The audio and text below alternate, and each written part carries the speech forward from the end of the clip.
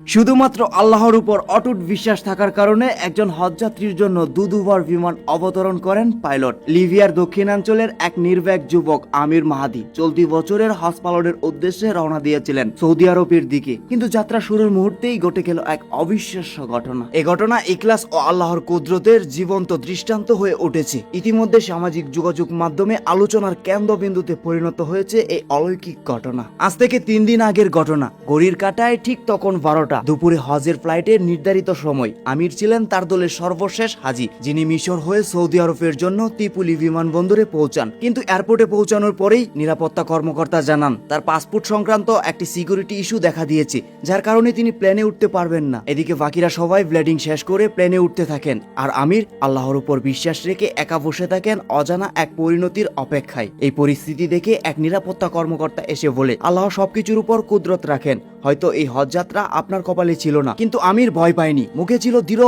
বিশ্বাস। জবাব দিলেন, ইনশাল্লাহ প্ল্যানটি উড়বে না, আবার ফিরে আসবে।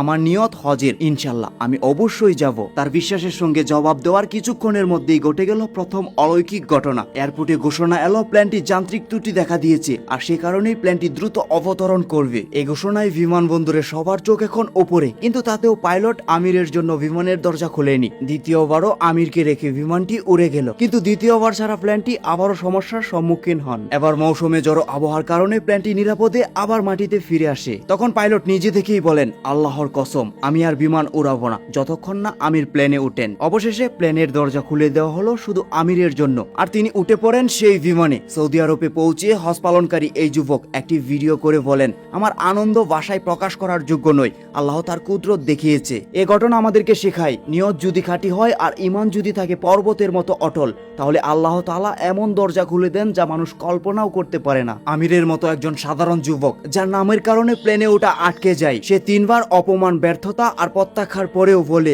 আমার নিয়ত হজের, ইনশাল্লাহ আমি যাবই। তাহলে এটা কেবল কথা নয়, এটা হলো তার ঈমানি ঘোষণা। আল্লাহ বারবার প্লেনের গতি থামিয়েছেন, পরিস্থিতি উল্টো করে দিয়েছেন, শুধু একজন বান্দার অটল নিয়তের কারণে। হ্যাঁ, এটাই হলো ঈমানি শক্তি। আল্লাহ তাআলা নিজেই ঘোষণা দিয়েছেন যে আল্লাহ তাআলাকে ভয় করে তিনি তার জন্য উত্তরণের পথ করে দেন।